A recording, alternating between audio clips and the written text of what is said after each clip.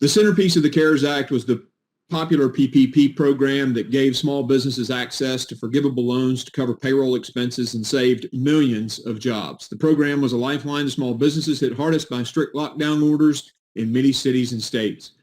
According to the U.S. Census Bureau, nearly 75% of all small businesses received PPP loans. This was not a bailout of special interests. It was a broad-based effort that played a critical role in saving tens of millions of American jobs.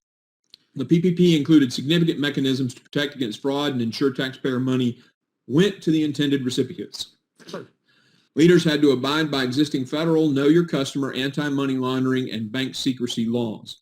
Now, any program swiftly arranged to spend hundreds of billions of dollars will inevitably incur fraud. That's just a fact. But the Trump administration made serious government-wide efforts to investigate and prosecute COVID-19 related fraud, starting from day one. The DOJ Criminal Division immediately set up a team specifically to root out and prosecute PPP fraud. By September, the DOJ announced that it had initiated multiple separate PPP fraud cases.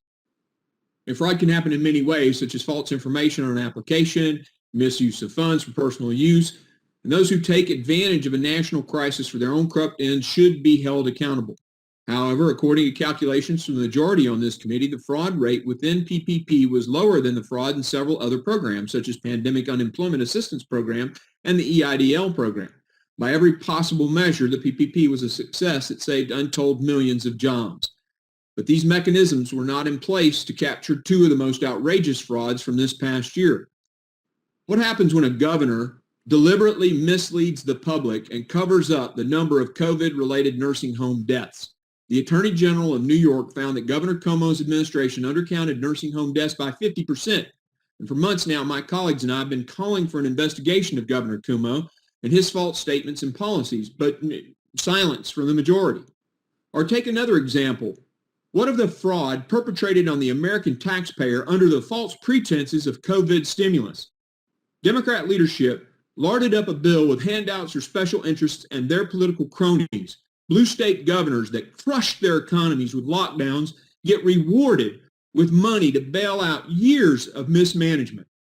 This includes over $100 billion for schools that are closed, most of which doesn't even get paid in the near term.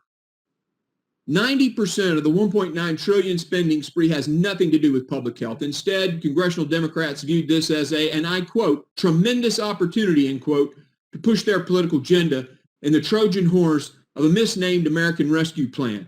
But it's the taxpayers who will be footing the bill for generations to come. That's fraud by any definition. Thank you, Mr. Chairman, and I yield.